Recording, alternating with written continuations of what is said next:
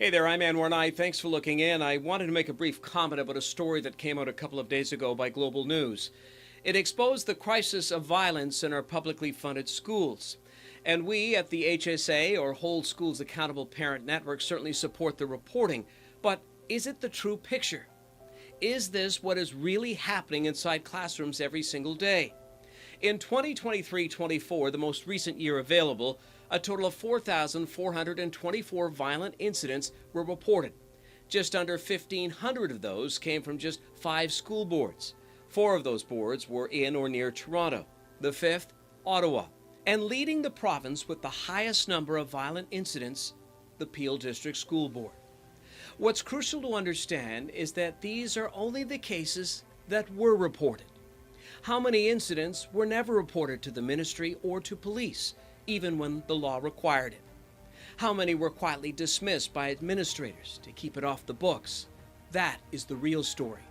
For decades, some boards have hidden behind privacy. They exploit the system to escape accountability, acting as a judge and jury, running closed-door investigations with no oversight, no balance, and no obligation to be transparent with parents.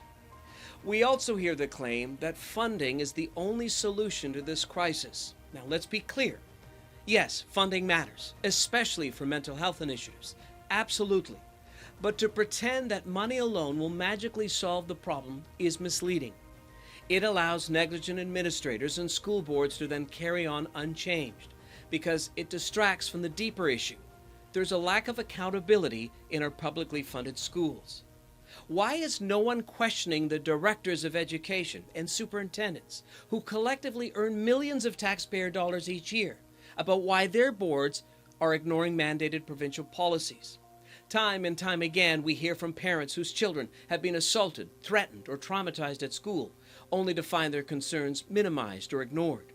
Too often, aggressors receive token consequences, while victims are left unprotected. Parents are asking, where is the accountability? Across Ontario, mandated policies like suspensions or expulsions for serious violence are inconsistently applied.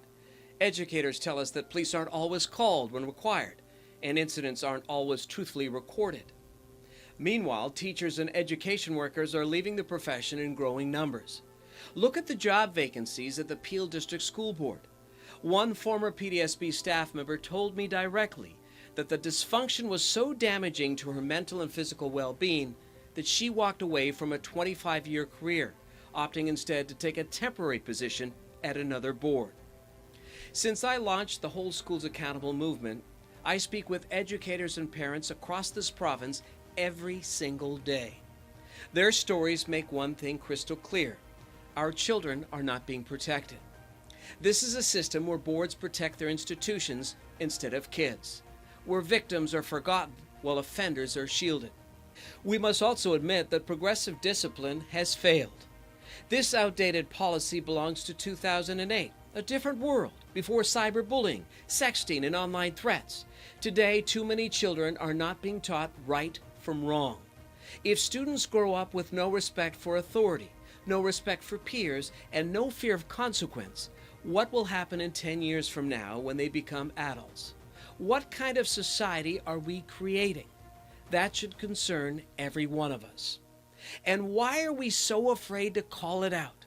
That if a child is violent or has severe behavioral issues, they need professional help, and perhaps alternative options that do not compromise the safety and well-being of others in the education system.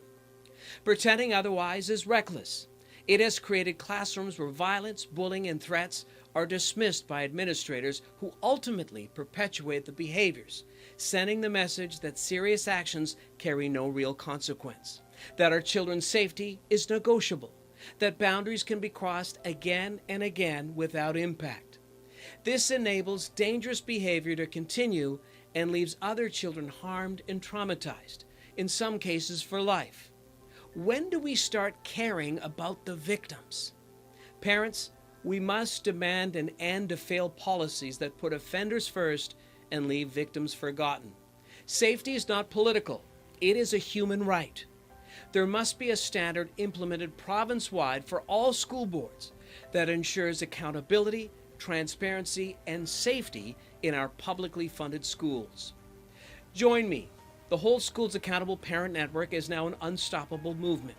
Please sign our online petition to amend the Education Act, forcing schools to provide parents with an unredacted investigation report for any serious incident that results in suspension or expulsion.